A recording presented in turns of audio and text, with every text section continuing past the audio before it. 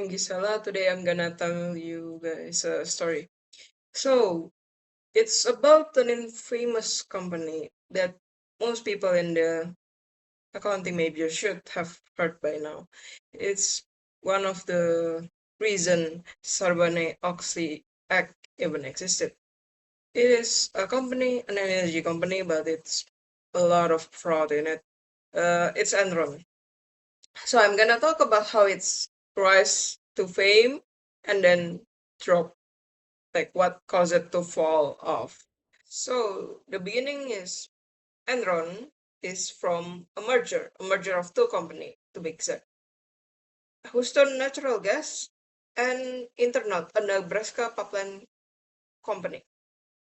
So they join forces to make gas, an energy base firm.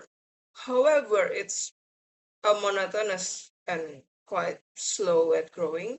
So the CEO, Kenneth Lay, made an innovative way to counter it. So during that time, there's also deregulation for gas. So like they lose the exclusive rights to the pipeline. And so they innovate a new way by being the bridge. This is called gas bank. So basically, what they did is find a network of suppliers. So they buy gas from this network of suppliers, and then they sold this to customers, a network of customers. So they're the bridge to between the supplier and the customer. This allows them to dictate the price of it because they could decide the risk of it all since they hold both sides of the spectrum. Now, they became more and more ambitious during this time because it's an innovative new way. So it brought in a lot of profits, this innovation. And so they plan to expand to other energy source. For example, coal, electricity, and so on and so forth. Now, they are very greedy, so they do underhand tactics. For example, for electricity, they bribe, they lobby the security. They have political power because they wanted the power to be able to have a say in the regulation itself to benefit themselves. So these all are done in an underhand kind of way. So it's become a complex finance company in some cases. To manage to hide all this messiness and darkness and fraud, they did two kind of accounting tactic. So basically, they book their accounts using mark to market, which basically means that they take future value profits and then drag it back into present value, but they inflate it numerous times in present value. So they gain a lot of profit in that sense. They say they have a lot of profits, even though it's something that's supposed to be from the far future. And it's not even supposed to be that high, but they increase it so high, so they would rise their stock markets, and they could invite more and more investor to invest in them and in and us creating more and more value for the company and money in itself. Another thing they do is called SPE, which is special purpose entities. So basically what they did is they make these special entities, they make these small things, and then they put in their debt in it.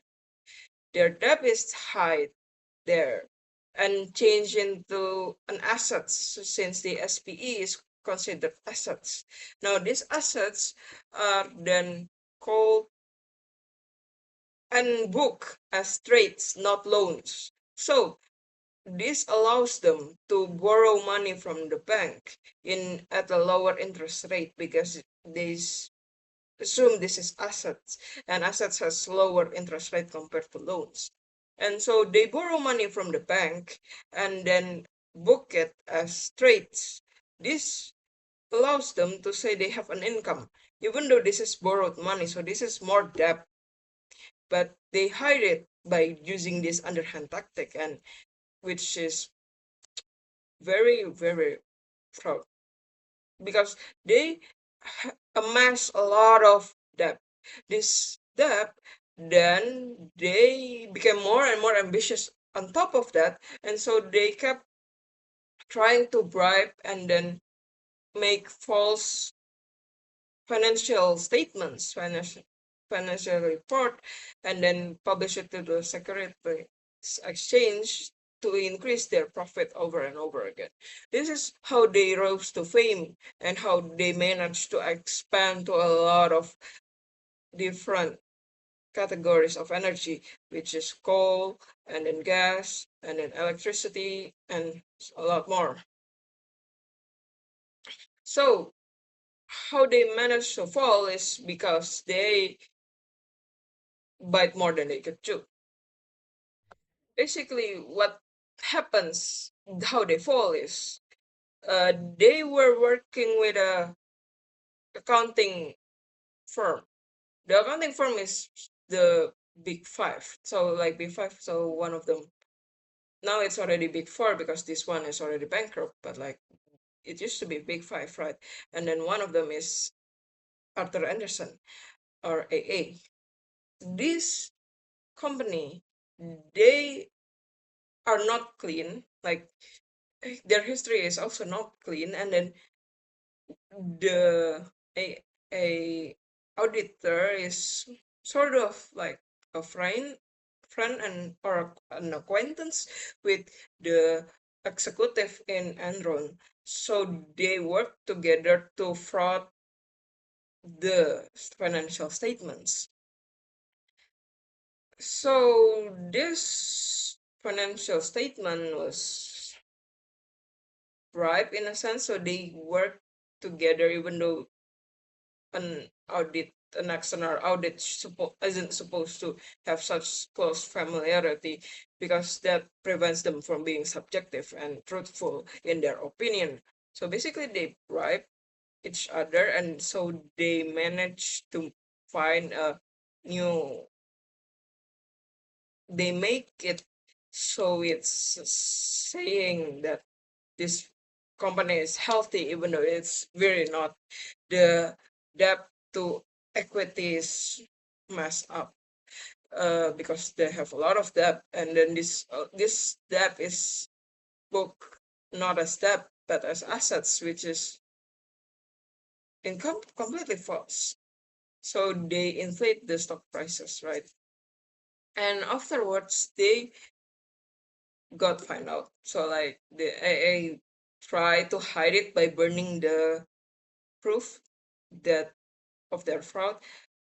It didn't work. So like the police managed to capture it to manage to open it the case, and so they are found guilty of this fraud, and a lot of their executives go to jail and so on and so forth.